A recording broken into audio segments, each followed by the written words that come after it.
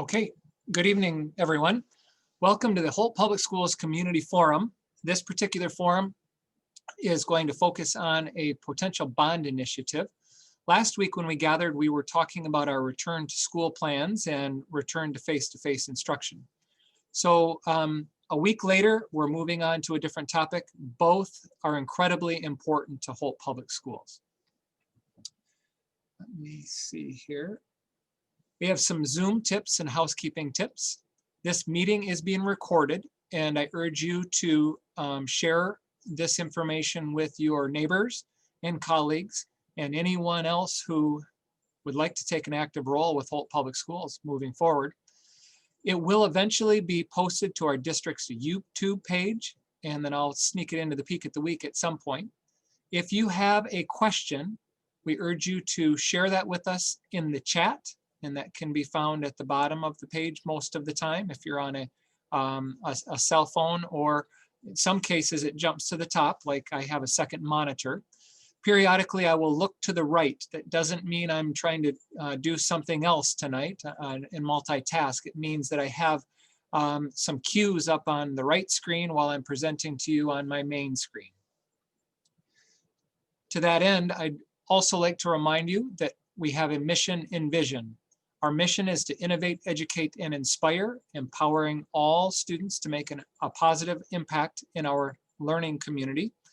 And our vision is to ensure that our entire learning community is making a positive impact on the world.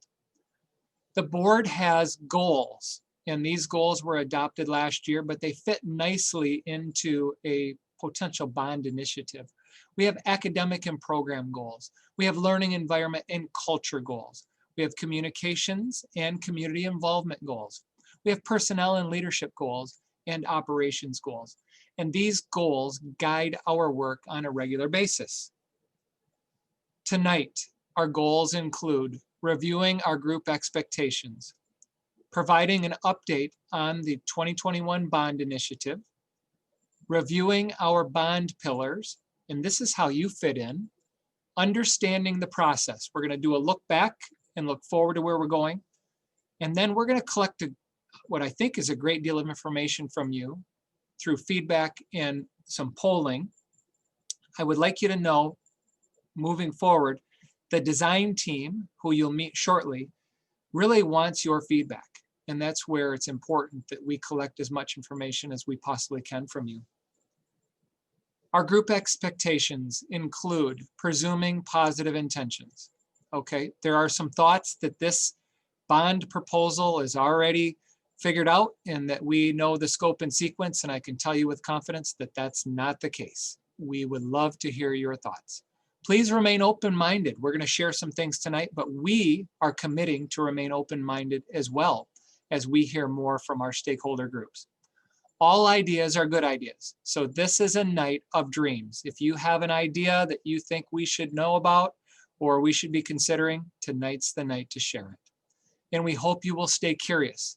And by that, I hope you'll come back and visit with us again, as we'll be doing more of these potential virtual stakeholder engagement group sessions moving forward. We have a current bond steering committee. To that end, the word current is pretty important. We will continue to modify this group. As it currently sits, you have me, we have our deputy superintendent, we have our supervisor of operations, we have 2 Board of Education trustees, and we have a trustee emeritus, which means Ben Bakken has left the board to potentially spend some more time advocating for Holt Public Schools. The long and the short of it is, school employees and members of the Board of Education are restricted on what we can and cannot say in regards to a ballot initiative. And Ben stepped off the board to become a champion of all things Holt Public and not have to worry so much about what he can and cannot say. We are currently engaged in weekly bond steering committee meetings. And we've been meeting with different stakeholder groups for several weeks now. We have a series of consultants as partners. Baker Tilly serves as our financial advisor. Baker Tilly will tell us approximately how much a mill will generate, or vice versa. If we have a target number, which we apparently are getting close to, or we think we do have a target number, how many mills that will be. GMB is our architect and engineering partners. Granger serving as our construction manager. Moore Trosper is our owner's rep. Now, it takes all three of those middle partners to complete a bond initiative, because you need an architect and an engineer. You need someone who's going to walk out the construction.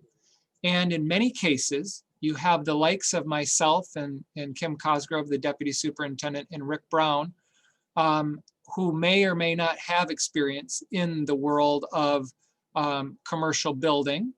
And that's when you potentially hire an owner's representative. And the owner's representative serves as an extension of the owner. And Ted Moore from Moore Trosper is our owner's rep. We also have Troon Law with us as our bond counsel. Our stakeholders include the Board of Education. We've been in front of the board several times. We've engaged our principals. We've engaged the community task force that typically meets in this space and time on Wednesday nights. And we've met with our Holt Equity and Access team, also known as HEAT. We've developed some bond pillars, which include the why. We are going to be prioritizing our investments at the elementary and middle school levels. And I'll get to the reason why in just a moment. We hope to consider reducing the number of transitions, especially for our younger learners. Okay, so while some people think the transitions are okay because every so many years you're moving to a new building, it's very difficult on our at-risk students when relationships are so important. By keeping kids in the same building a little bit longer, again, we can better serve them potentially. We need to bring our schools up to current educational space standards. In other words, we need to modernize them. No significant work has been done in Holt Public since the year 2003. Now, we've done some work, but I'm talking significant upgrades. And our current position is looking like there could be a tax rate decrease overall by the time we bring this initiative to the public for a vote. Our bond pillars, or the what, these are the critical items and goals that we need to consider while developing this potential bond initiative. And there are four main pillars. Critical infrastructure includes roofing, paving, heating and cooling, and lighting. The second bond pillar is safety and security.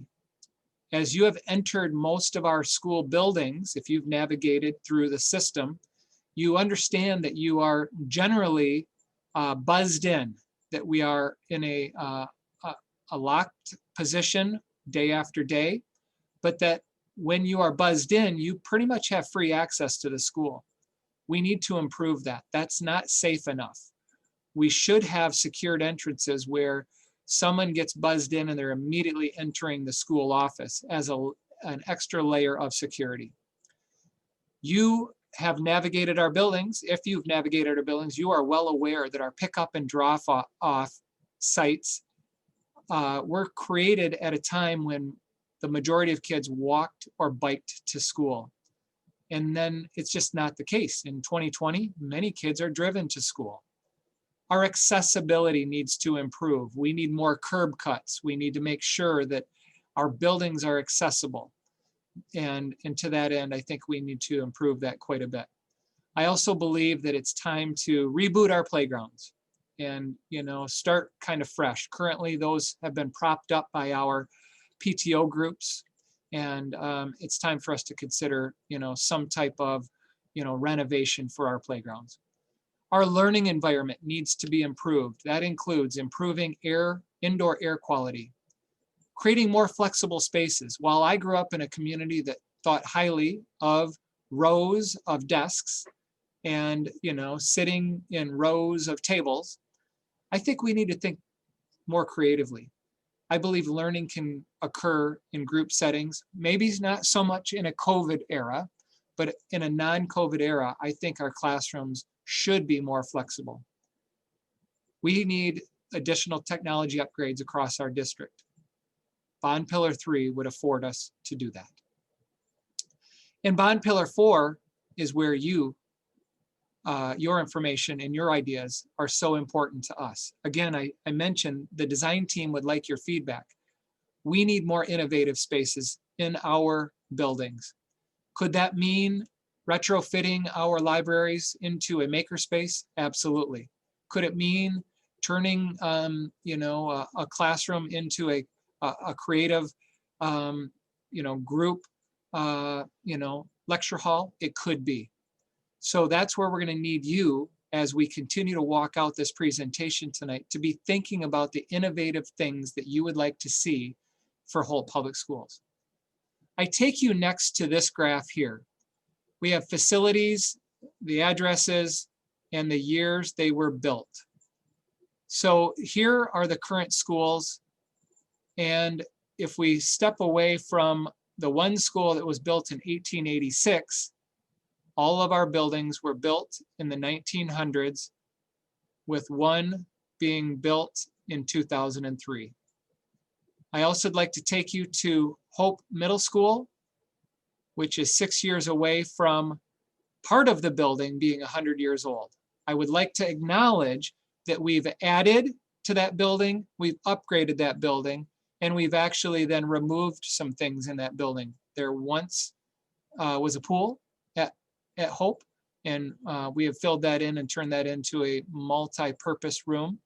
To that end, our schools somewhere were built between 1926 and 2003. Okay.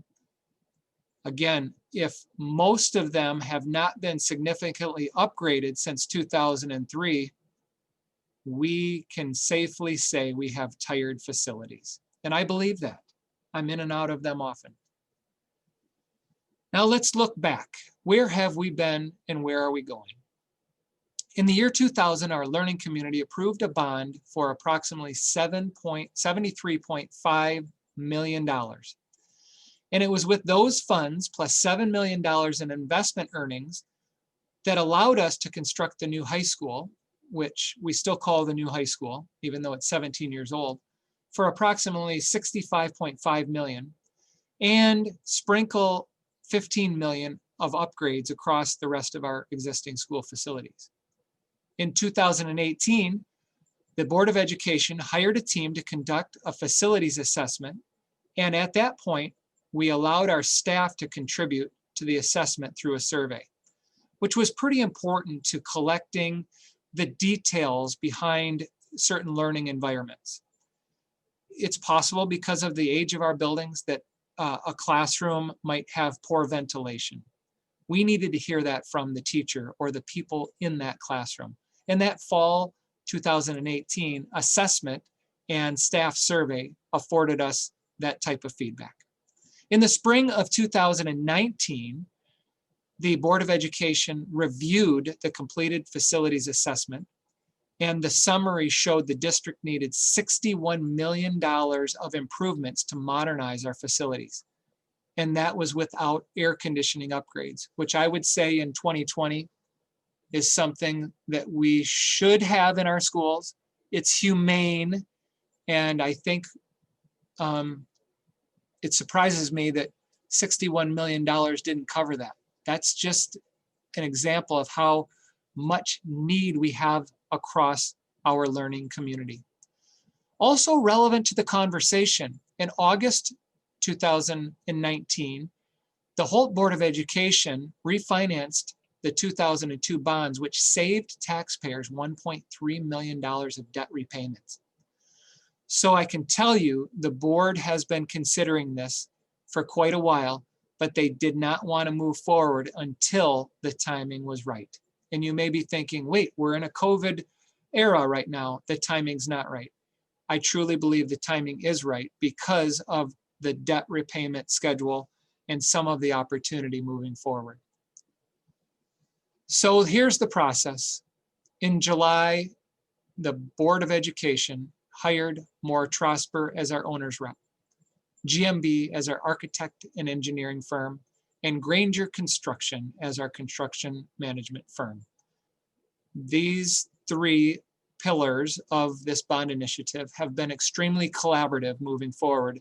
And when you engage with them tonight, I think you'll be equally impressed.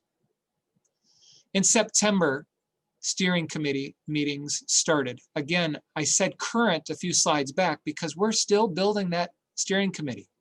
We're not sure how large it gets. We know that when committees get too large, they tend to struggle. So we're not going to get too big, but we think about this in multiple circles. We're going to have a steering committee. We'll have a group around them that knows nearly or as much as the steering committee, and keep building that out so each of us knows as much as we possibly can about the future of Holt Public Schools. In September, we also defined the bond pillars, and we reviewed the facilities needs assessment as well as linked the needs assessment with our district goals and our mission and vision. In October, we started basically drafting concepts. We started engaging our staff and administration, as well as the community task force and our HEAT group. In November, moving forward, we will continue to refine our scope of the project. We will continue to engage you as well as our staff in these forums and collect as much feedback as we possibly can. So here comes the interesting piece. We need to take a proposal to the Department of Treasury. Our application needs to be the Department of Treasury on or before December 7th for a Treasury review meeting on the 11th, and then approximately 4 to 6 weeks later, the Department of Treasury will either approve or ask us to revise our bond proposal. Much of our proposal will be based on our current student enrollment and our future student enrollment.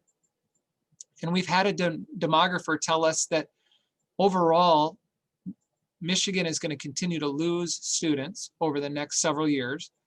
Likely the case in Holt Public, even though we continue to promote the daylights out of the district. We're deeply in love with serving you. But the long and the short of it is, the Department of Treasury will not allow us to overbuild. So we're not able to build something for what we think is going to happen in 5 to 10 years. That's just not the case. Once the Department of Treasury approves our bond proposal, the Board of Education in February will officially call for a bond proposal to be added to the ballot in May. And then we will share the details of the bond proposal through an informational campaign. We will have bond boards, we will have talking points, we will have virtual meetings, we will have face-to-face if it's safe to do so. We hope you'll know as much as we know. We also are very aware that in March of 2021, that absentee ballots will be mailed and that the face-to-face actually election will happen on May 4th. So we've been busy. Again, in August and September, we engaged our principals with surveys and building use maps were collected. Directors and supervisors were engaged. Weekly meetings began. The community task force was also engaged. We created our bond pillars and conceptual planning began. There is some thought out there, and I've heard it. I've been blessed with the biggest ears you've ever seen, that our board has been presented a concept that they have already approved. And I can tell you they've approved a not to exceed value of $148 million at this point, but the concepts continue to be modified. Again, the Board of Education authorized the steering committee to continue studying and refining a bond proposal to not exceed $148 million. Throughout this process, we've met with the HEAT group, held admin meetings to build capacity and understanding, conducted building tours. This is really important. While we're in and out of our buildings all the time, our bond partners have some familiarity with us but you know, it's really nice to have them on campus, socially distanced, wearing masks, you know, with all the proper PPE. Conceptual planning will continue up until the point when the board says, yes, this is the plan. A staff overview video with feedback loop was provided to our staff to give a summary of what you're hearing tonight. We held a bond partner meeting for staff, and that was very interactive. And I imagine you're going to feel the same tonight. And hopefully we'll create some of those great items for consideration and conceptual planning tonight based on your feedback. And this is the community meeting that we're speaking of. So while I've been talking with you for the last 22 minutes, you are in fact what makes Holt innovative and special. It's time for you to consider participating. We want to hear from you. Our bond partners are going to take over, and you're going to be engaged with some interactive polling, and we're going to collect some feedback via what is called a Mentimeter activity. And then clearly, I need you to understand, no final decisions have been made. I've been empowered by our Board of Education to make sure that that is widely known. We do know that our project will not, at this point, exceed $148 million unless the board makes some adjustments at a future time. But as we are sitting here right now, it's time for us to engage with you through some Mentimeter activities. I'm going to stop Dr. Burnett. sharing here. All right. All right. Can everyone see the Mentimeter poll? Yes. Wonderful. Nate, are you ready to begin? I am. So welcome this evening. We're going to walk through a variety of different questions, and this Mentimeter is essentially just an online polling, and it looks like we've already got a few people who understand what's going on. So essentially what you'll do is go to the top to Mentimeter or menti.com. The link is at the top over there on the screen, and then you'll use the code of 1406664, which is also at the top of your screen, to log in. And basically what that allow you to do then would be to participate in these and providing your feedback to these questions. And so really, and I think a big kind of place for this would be to talk a little bit about the reasoning why, and some of these questions are probably going to be overlapping questions in a variety of different ways. They're going to touch on some very subtle things as well as some bigger picture things. And I think the idea is to try to get a good cross section of whether you're a parent, a staff member, a community member, just trying to understand really the full breadth of who we've got on the call tonight and who's participating. And so really the idea of this is to try to garner as much of your input and your information as possible throughout this process, and to really start to overlay that in this planning process as we continue to move forward. So. Yeah, and I think it's safe to assume that a lot of folks here may fit into, more than one of those categories. So there's really no wrong answer here. Just, feel whatever you're feeling strongest about right now, that's where we want you to be. Yeah, thanks for that, Jeff. So we'll give it a few more seconds here just to try to see if we get a few more. I've been seeing the number kind of tick up a little bit. One other thing to note too, as we're going through this, you'll be prompted on your phone or your computer to kind of move on, but you will be able to continue to add things in as we go. And so, as we progress, and we'll try to keep an eye on how much the activity is continuing and allow that time for that activity to continue. But, please know that you can continue to add in comments as we go. So just a housekeeping note here. I did see in the chat that someone had a question about their video and audio not working. So if we didn't make this clear previously, the Zoom format is a webinar format where the panelists are viewed on screen and the screen sharing is on your screen, but all of the participants this evening, they do not have video or audio. You're muted. So please feel free to use the Q&A chat function and to use this Mentimeter to provide feedback right now. All right, so we're going to progress to the next slide, and this is 1 of 8. So we'll go through 7 other questions. All right, so what positive words or phrases do you think the community would use to describe the district's facilities? So again, just thinking about either your perceptions or your direct involvement with the facilities or buildings or sites that you have within the district. Just trying to get a better idea of what you think are positives throughout these building facilities, just to get an idea of what you see.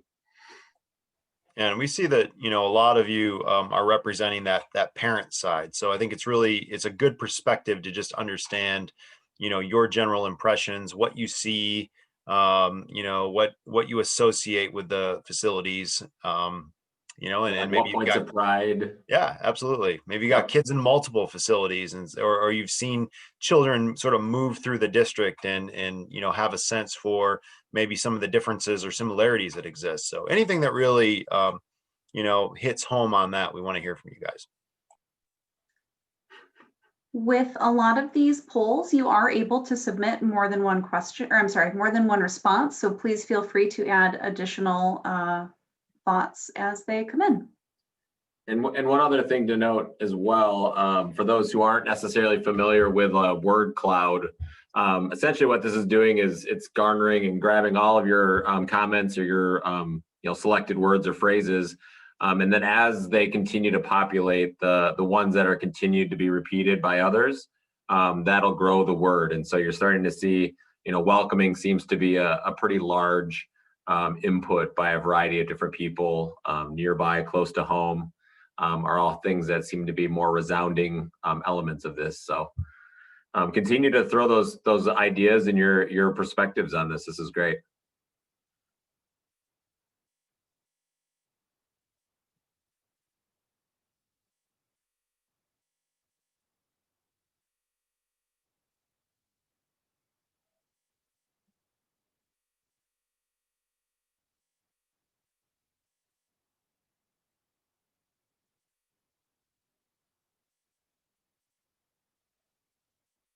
A lot of popularity for wow, wow, super wow.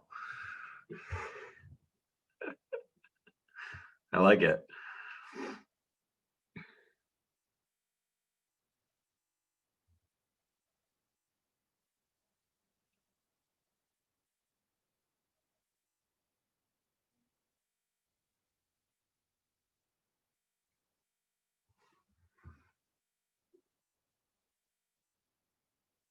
Nice.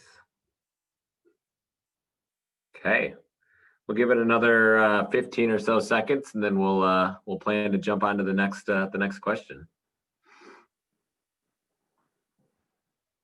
We have about 41 participants right now, which is a great level of participation. So kudos to everyone for providing this feedback.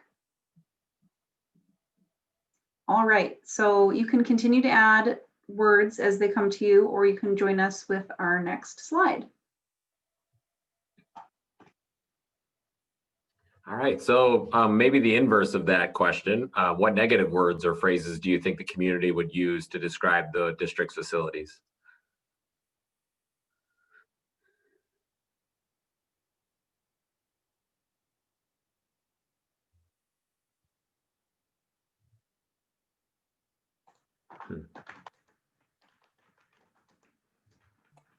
What's the opposite of wow, wow, super wow? Quick magic Google search revealed the fact that wow, wow, super wow is a Holt hashtag. And I'm just learning this tonight. So I can't believe that I didn't know about it sooner. So let's try not to let the opposite of that become a hashtag too.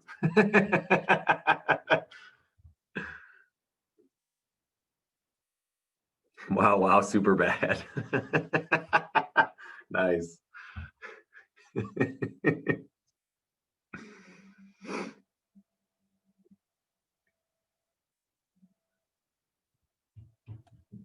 I was thinking womp womp, super womp.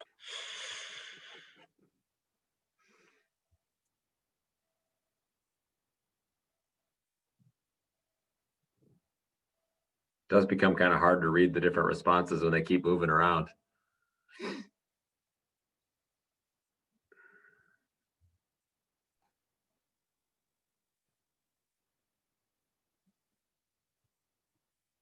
I think we're up to 43 on our last slide, just for reference, as the numbers are growing here.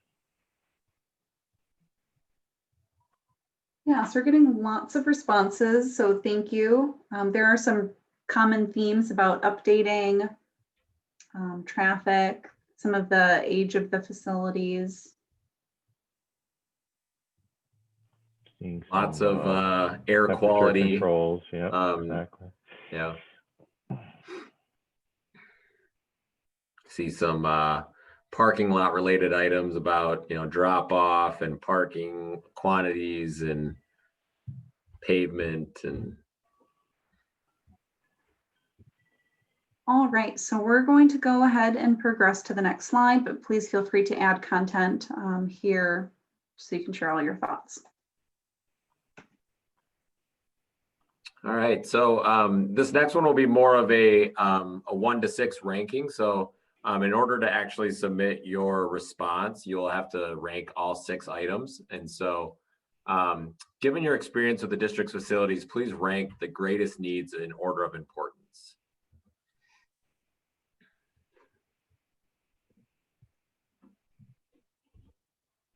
So again, thinking about safety and security, those tend to be a little bit more of your kind of entrance sort of things. Visibility, learning environments might kind of tap into more of the innovation and teaching models and the spaces that support those.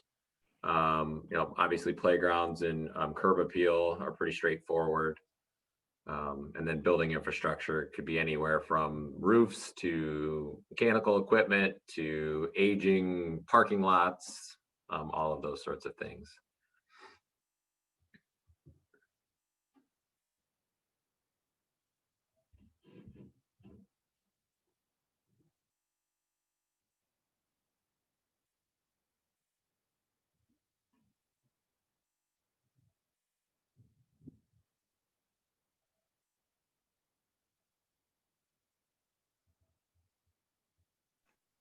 So I do think it's important to note that while a lot of these things could be of equal importance, they are all being considered for the bond proposal scope. So I don't think that this would necessarily move something out of the project. It's just helping us gather your feedback for what is most important to you, knowing that a lot of the items could be of equal importance.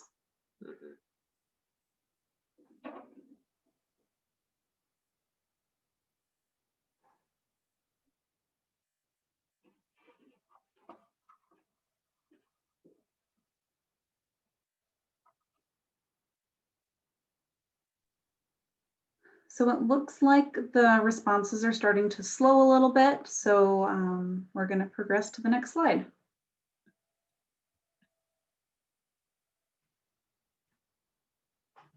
All right, the following improvements to the learning environments are being considered. Please rank them in order of importance. So same thing to the last slide. Please rank all 5 of them in the order that you see fit, and then submit your ranking.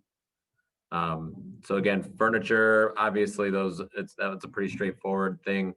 HVAC systems, thinking about air conditioning and new heating systems. Again, LED lighting, from an energy efficiency perspective and a longevity perspective, kind of upgrades to finishes and flooring and all of those sorts of things. So.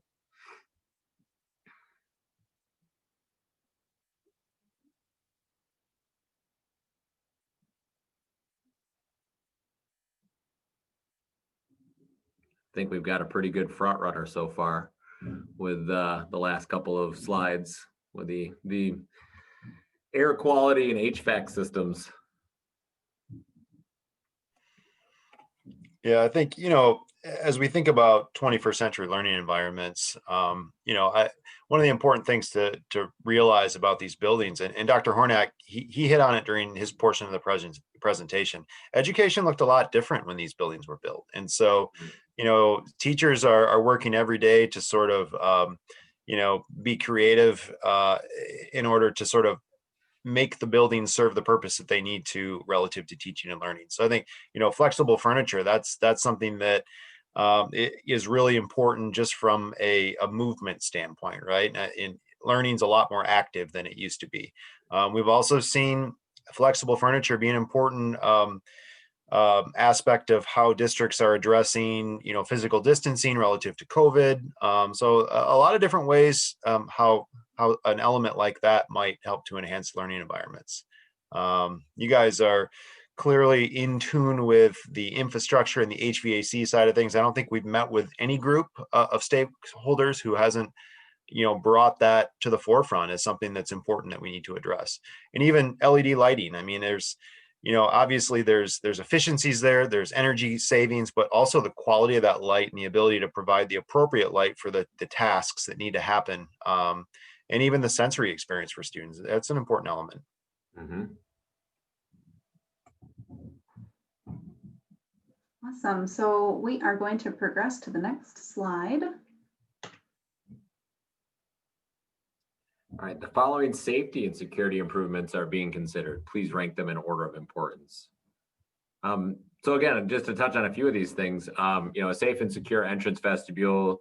Dr. Hornak touched on it a little bit, but in most of the current elementary schools right now, you enter the building, but then you have to cross the corridor or walk a different way and to get to the office space. And so, what are the moves that the architecture can take to limit that interaction before they are formally released into the building? Thinking about safe and secure drop-off spaces, again, thinking about how students are brought in mostly by parents these days. What are the opportunities that we have at each of these sites to potentially make those better? Access controls and door hardware. Again, this ties a little bit into that safe and security element, but thinking more broadly throughout the school and how you're able to access in or not access into the school. And then video surveillance, thinking about both from an operational perspective as well as from a security perspective and monitoring the buildings throughout the day as well as after hours, becoming a big part of some of these improvements as well. So I think it's important to note that you're seeing a combination of different ideas here, and that's pretty common when it comes to addressing school security. There's not one solution that we can create that's going to just immediately improve the overall security. So we think about it in layers. We think about combining different elements together. As Nate talked about, some of these are very active security things. Some of these are more passive security things. Just making sure that we've got good lines of sight and eyes on the street, and the ability for people to see and be seen is a really important design aspect when it comes to safety and security.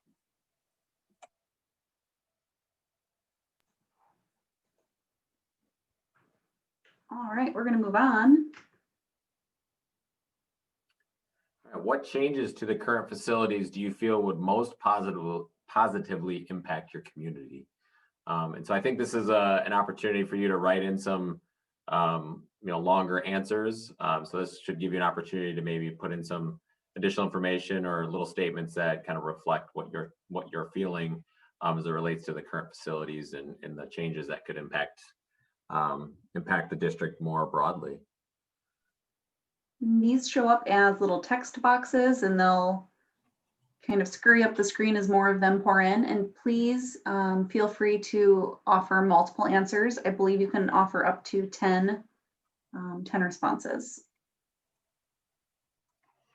Yeah, and I would encourage you, and we're already starting to see this, encourage you to think about physical things, right? But also think beyond the physical environment. Think about programming. Think about, we're going to touch on innovation a little bit more here too as well. But just push your brain outside what you might typically imagine in terms of the physical learning environments, and dream a little bit.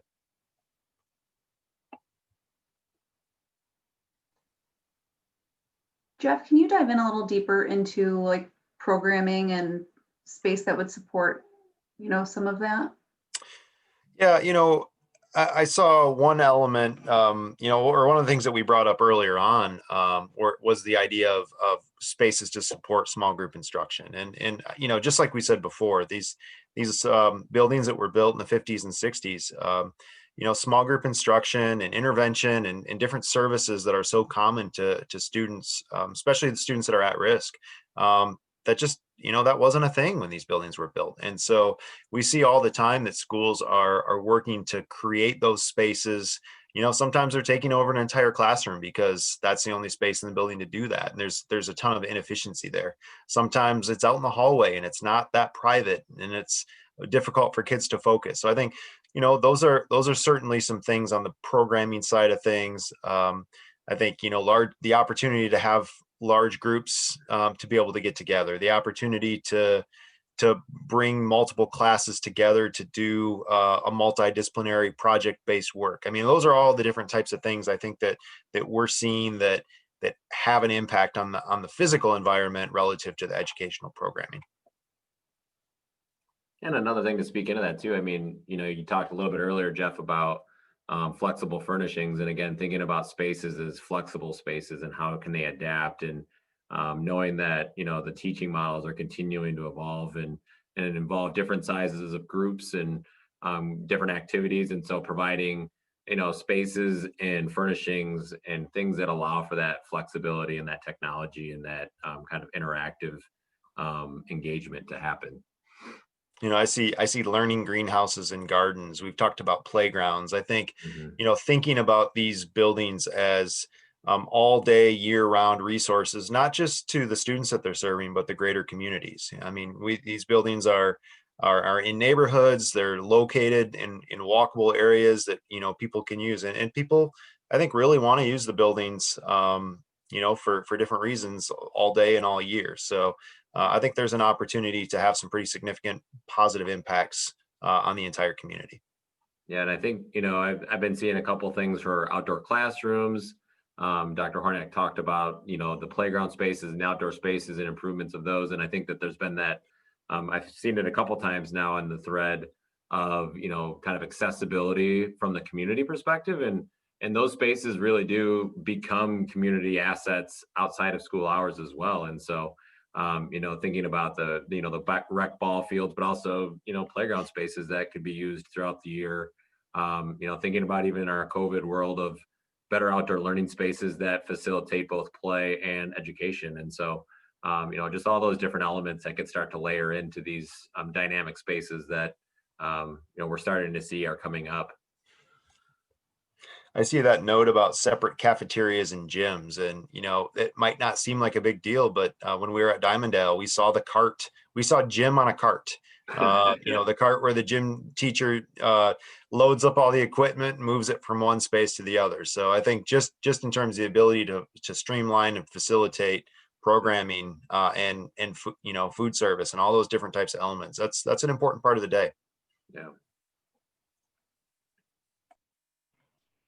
I also saw the note about trade schools earlier, and thinking about other programs that the district can offer and where to house them. It's been part of the conversation.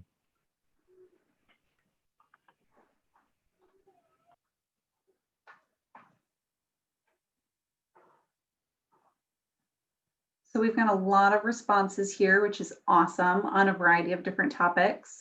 Please feel free to continue entering information here. I do want to make sure we're allowing enough time for the group to discuss some of these as they're coming up. But we've got a lot of content, so kudos to the participants for giving lots of feedback right now.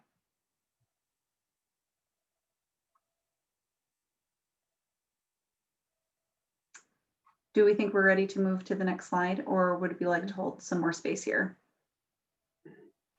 Let's go 30 more seconds for final thoughts, and then we can move on to the next one. All right.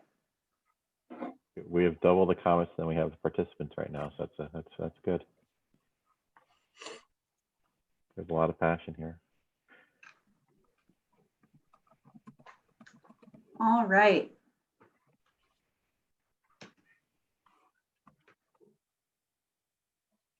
This is our last question. Excuse me. Sorry to step on you, Stephanie. Nope, I stepped on your toe. All right, what words or phrases do you associate with Holt Public Schools with respect to innovation? So again, as Jeff kind of alluded to in the last exercise of the last slide, these could be really tactical descriptives, notes or phrases. They could also be, as a larger picture of the entire district. And so think on a variety of different scales as you think about this phrase.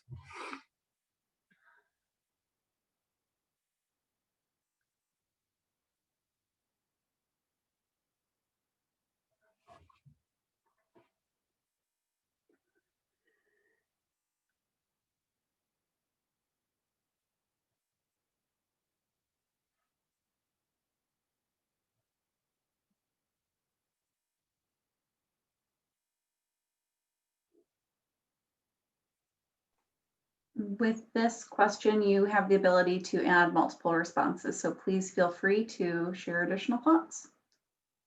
I see wow, wow, super wow again, so glad it made it back.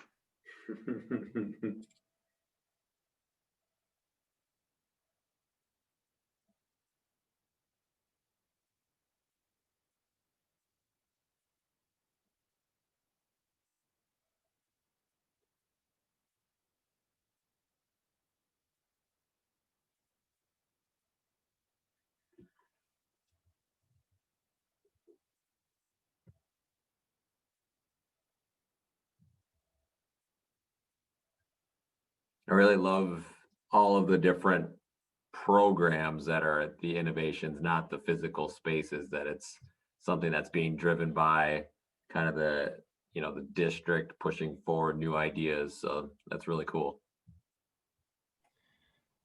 Yeah, we have the opportunity to work with a lot of different school districts all over the state, different sizes, rural, urban, you name it. And I can say without hesitation that you guys are unique. You guys are doing some things different than other people. The balanced calendar, that's a dirty word in a lot of communities, and people don't want to talk about it. We've had the ability to interact with heat on multiple occasions, and I'm so impressed and amazed with the depth and the breadth that group is working. To engage students, engage the community, level the playing field for people.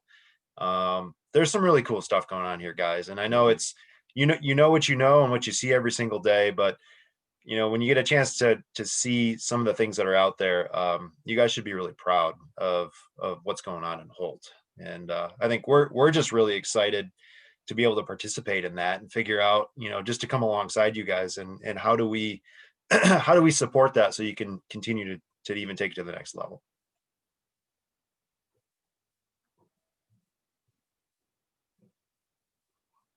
I'm seeing Wednesday half day. We should talk internally about our Wednesday half day. Start to think about that innovation.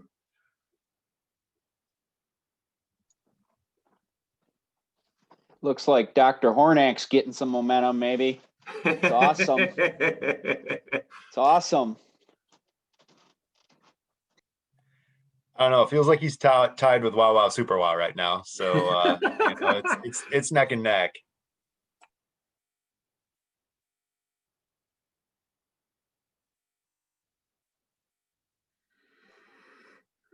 I think an interesting thing to see here is the variety of responses that we're seeing, which means there's a lot of different ways that the Holt community is innovative. And it means there's a lot of different ways that innovation is important to each individual. Yeah. And even I'm scouring the results here, but what you guys are doing at Midway, we understand that, you were really one of the first districts in the state to embrace that early learning, the importance of early learning. And it's huge. I mean, we're seeing that in communities all over the place, people trying to figure out ways to reach those kids sooner and, get them prepared and get them boosted at the time that it can really make a significant difference in their lives and set them up for success. So, yeah, just kudos to you guys for the work that you're doing at all levels across the district. Mm-hmm.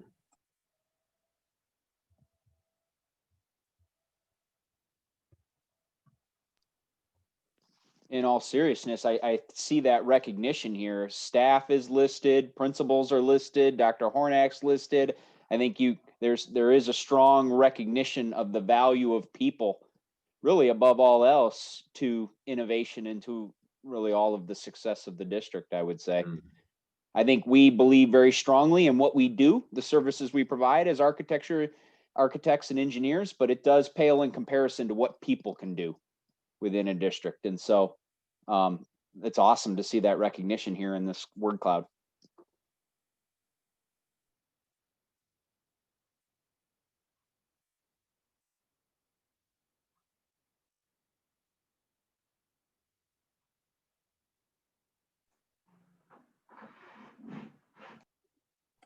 And I'm not sure if it's punishment or reward to take a bunch of sixth graders to Disney. I'm still trying to wrap my mind around that right now, but sounds like a cool trip.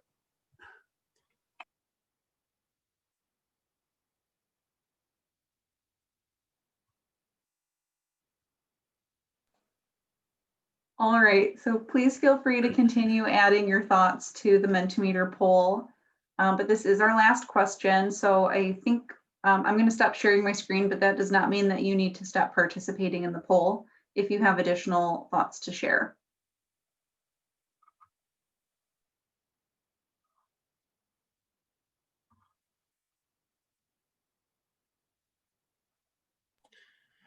All right, Dr. Hornak, we'll pass it back over to you. I think I'm back. Can you just double check that you see interactive engagement? Yep, I see some head shaking. Okay, we're nearing the end of our session, folks. First of all, my heart is warm. I want to thank you for acknowledging the work of the people that of Holt Public Schools. Seeing my name up there is very humbling. I also noticed the fine print. Someone added the Yeti.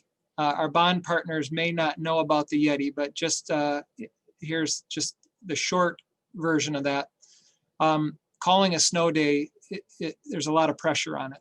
And so in Holt Public, the Yeti actually calls a snow day instead of the superintendent. And the Yeti makes a video announcement. So check that out on the internet at some point too, for the bond partners.